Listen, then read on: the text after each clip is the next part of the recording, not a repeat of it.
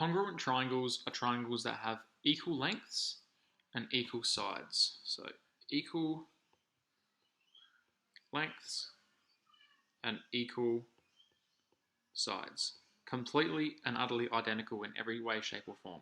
The only way that they might not appear to be identical is if shapes have been rotated or if shapes have been reflected or moved around in some way. And we'll have a look at that very soon. So if you have all of the information about the length of sides and the size of the angles of two pairs of triangles, then you can look easily and see if they are congruent. But you're not going to have all the information when you're presented with problems. Sometimes you only have, pieces of information, small pieces, and that's what we're going to have a look at now. And it turns out there are 4 different criteria that you need, or separately that you need, in order to determine whether two triangles are congruent. The first criteria we call SSS, and that stands for side, side, side. So I'll write it here, so SSS, which stands for side, side, side. All right, so let's have a look at the first pair of triangles and we'll determine if they are congruent or not. So for example, if we have a triangle here where all sides are 10 centimeters, and that's on both triangles. Just looking at the first triangle here, if you know that this triangle is an equilateral triangle, meaning that it has all equal sides, the rule is that all the angles must be equal as well, and they're 60 degrees. That's the rule for equilateral triangles. Their interior angles are 60 degrees. So therefore, if we know this about equilateral triangles, we can determine that the other angles here must also be 60 degrees each. So therefore, both triangles are equal and identical. Therefore, they are congruent. And we use this first criteria, SSS, as our determining factor or our determining criteria for these pairs of triangles. So these pairs of triangles are congruent due to SSS. All right, let's take a look at the second example. The second example, the letters used are SAS, which stands for side, angle, side.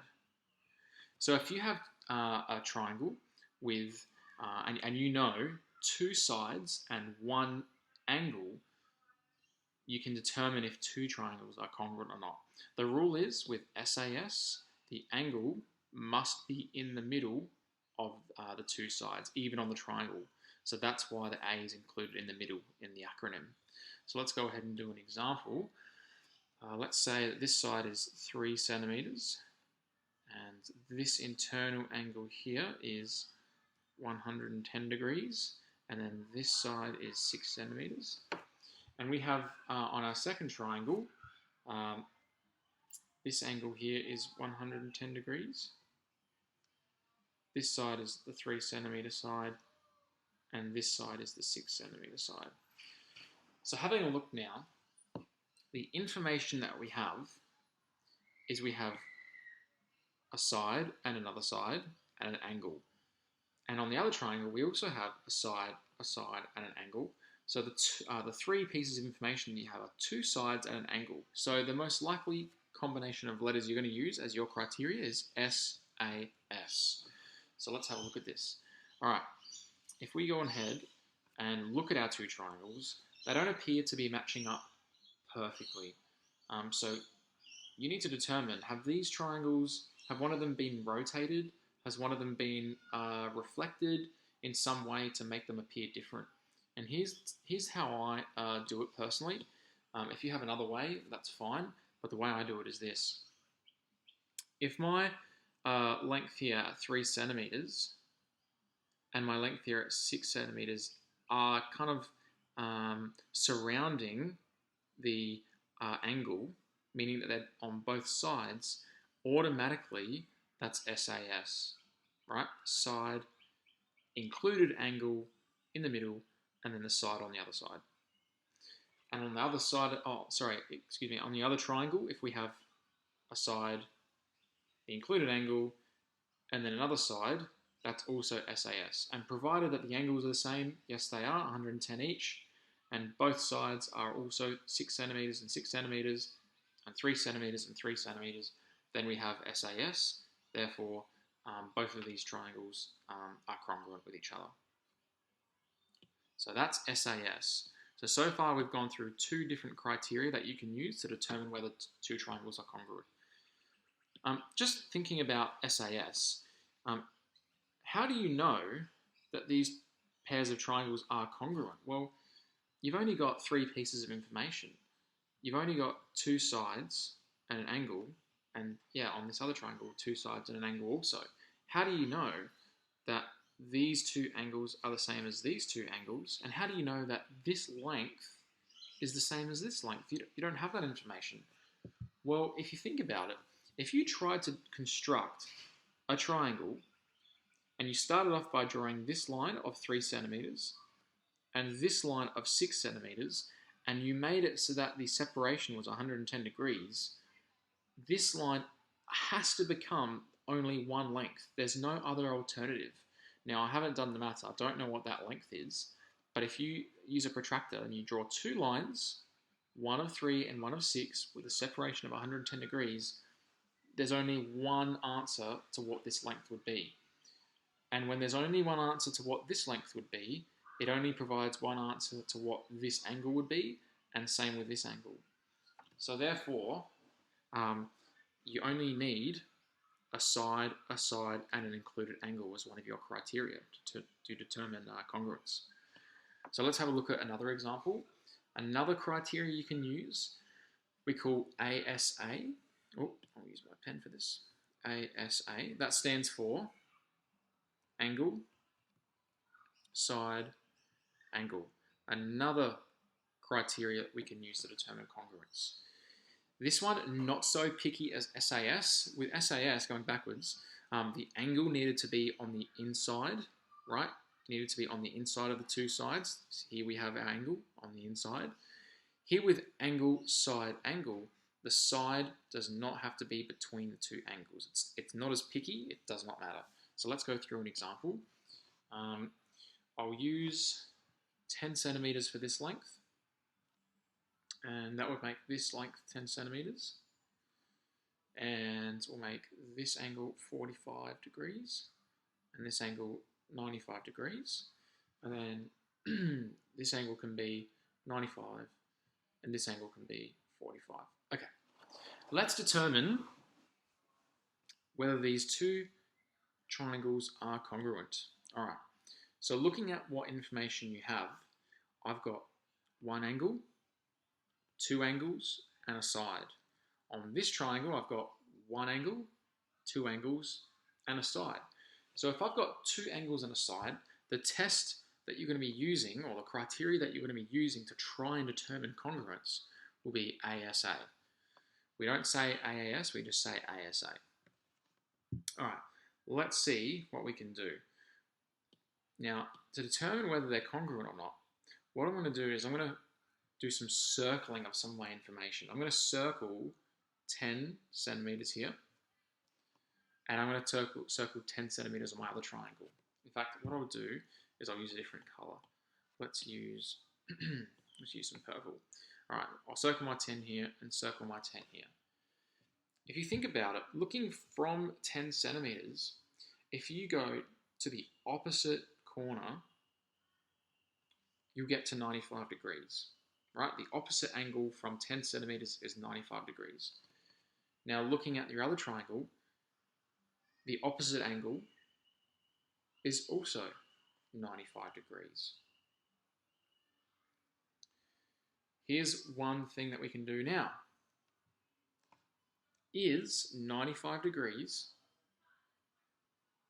above or below or right next to 45 degrees? Yes, it is. Now, as long as we can determine that to be the case with our other triangle, then we have congruence. Is 95 degrees above or below 45 degrees? Yes, it is. Now we can even be more precise if we want and do this. Is our 10 centimeters right next door to our 45 degrees? Yes, it is. And what about on our other triangle? Is our 10 centimeter line right next door to our 45 degrees? Yes, it is. So all of these dimensions are true, and therefore we have congruence using ASA. All right, let's do one more. There's one last test, and it's a special test. It's a special criteria that's only used with right angle triangles, and we call that RHS. And that stands for right angle, H stands for hypotenuse, and the S stands for side. All right, let's go ahead. I might just shift this triangle just over a little bit, give some space. Let's go ahead and do an example with that. So if I have a right angle in the corner here, let's try and do that a bit better. Right angle here, and I have a right angle here on my other triangle. So there's my right angle. Now let's put in the length of our hypothenuses. 10 centimeters and 10 centimeters. I'm just thinking of numbers here. And for our long arm, we'll make 8 centimeters and 8 centimeters. All right. So let's again have a look at what information we have with our two triangles. And we have a hypotenuse, a side, and a right angle. On our other triangle, we have, again, a hypotenuse, a side, and a right angle. So the three pieces of information that we have is most likely going to relate to, and it will, to RHS. So you need to be able to determine what information you have and what criteria are you going to use to try and determine congruence. So we're going to try and use RHS to determine congruence. Now, are these two triangles identical? So let's have a look. I'm going to circle, I'll use my purple again. I'm going to circle my 10 centimeters and see, is my opposite angle a right angle? Yes, it is. Now let's go ahead and do the same thing on our other triangle. Is my 10 centimeters opposite to the right angle? Yes, it is. All right. So far, so good. We're on the road to determining congruence. The last thing we can do, we can keep going, but let's see, is my 8 centimeters, so is my 8 centimeter length here right next door to my right angle? Yes, it is. And is my 8 centimeters right next door to my right angle on my other triangle? Yes, it is. One last measure. From my 10 centimeters, if I am looking out to the left-hand side of the triangle, am I looking at the 8 centimeter side? Yes, I am. Right here. I'm looking out to the left and I can see 8 centimeters.